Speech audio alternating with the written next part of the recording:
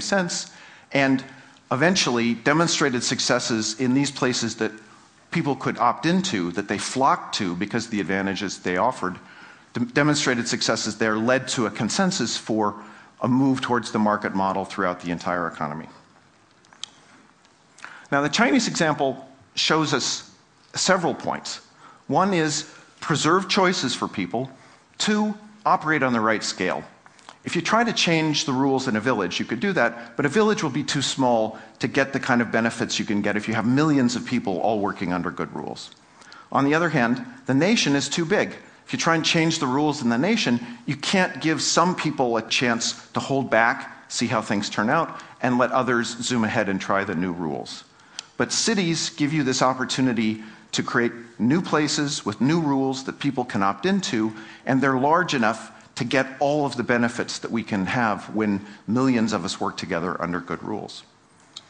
So the proposal is that we conceive of something called a charter city. We start with a charter that specifies all the rules required to attract the people who will need to build the city.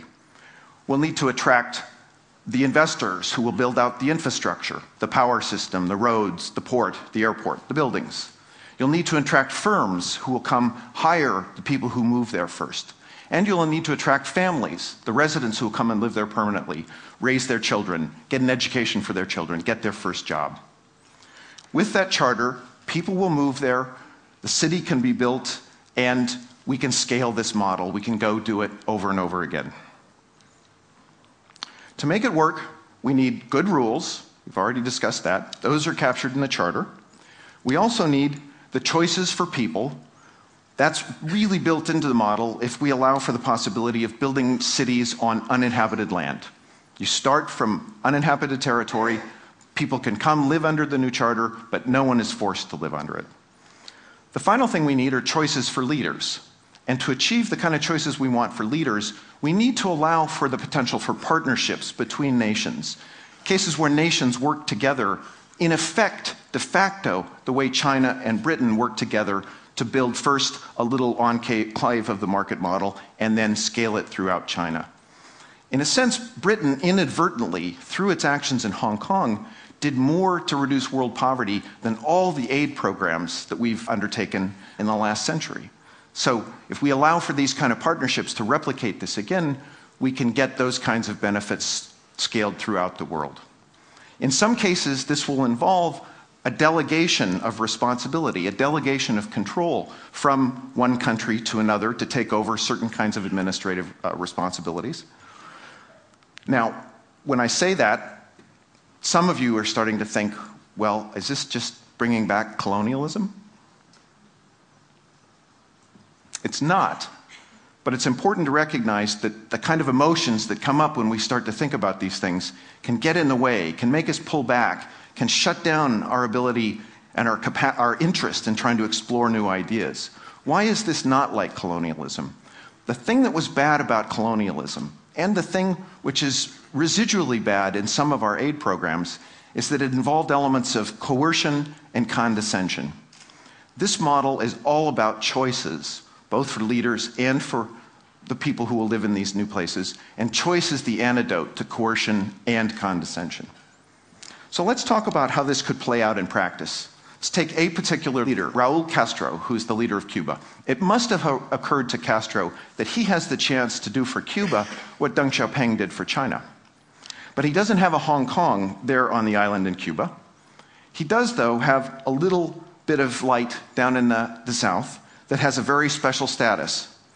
There's a zone there around Guantanamo Bay where a treaty gives the United States administrative responsibility for a piece of land that's about twice the size of Manhattan. Castro goes to the Prime Minister of Canada and says, look, the Yankees have a terrible PR problem.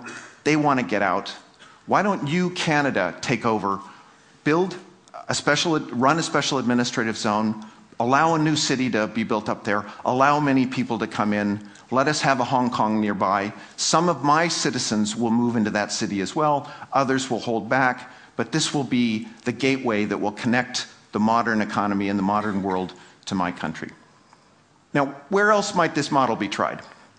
Well, Africa. I've talked with leaders in Africa. Many of them totally get the notion of a special zone that people can opt into as a rule for changing rules. It's a way to create new rules and let people opt in without coercion and the opposition that coercion can force. They also totally get the idea that in some instances, they can make more credible promises to long-term investors, the kind of investors who will come build the port, build the roads in a new city. They can make more credible promises if they do it along with a partner nation, perhaps even in some arrangement that's a little bit like an escrow account, where you put land in the escrow account and the partner nation takes responsibility for it. There's also lots of land in Africa where new cities could be built. This is a picture I took when I was flying along the coast. There's immense stretches of land like this, land where hundreds of millions of people could live. Now, if we generalize this and think about not just one or two charter cities, but dozens, cities that will help create places for the many hundreds of millions, perhaps billions of people who will move to cities in the coming century. Is there enough land for them? Well, throughout the world, if we look at the lights at night, the one thing that's misleading is visually it looks like most of the world is already built out. So let me show you why that's wrong. Take this representation of all of the land, turn it into a square that stands for all the arable land on Earth, and let these dots represent the land that's already taken up by the cities that 3 billion people now live in. If you move the dots down to the bottom of the rectangle, you can see that the cities for the existing 3 billion urban residents take up only 3% of the arable land on Earth. So if we wanted to build cities for another billion people, they would be dots like this. We'd go from 3% of the arable land to 4%. We'd dramatically reduce the human footprint on Earth by building more cities that people can move to. And if these are cities governed by good rules, they can be cities where people are safe from crime, safe from disease and bad sanitation, where people have a chance to get a job, they can get basic utilities like electricity, their kids can get an education. So what will it take to get started building the first charter cities, scaling this so we build many more? It would help to have a manual. What university professors could do is write some details that might go into this manual. You wouldn't want to let us run the cities, go out and design them. You wouldn't let academics out in the wild. But you could set us to work thinking about questions like, suppose it isn't just Canada that does the deal with Raul Castro. Perhaps Brazil comes in as a participant, and Spain as well. And perhaps Cuba wants to be one of the partners in a four-way joint venture. How would we write the treaty to do that? There's less precedent for that, but that could easily be worked out. How would we finance this?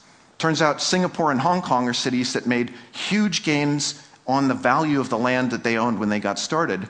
You could use the gains in the value of the land to pay for things like the police, the courts, but the school system and the healthcare system too, which make this a more attractive place to live, make this a place where people have higher incomes, which incidentally makes the land more valuable. So the incentives for the people helping to construct this zone and build it and set up the basic rules go very much in the right direction.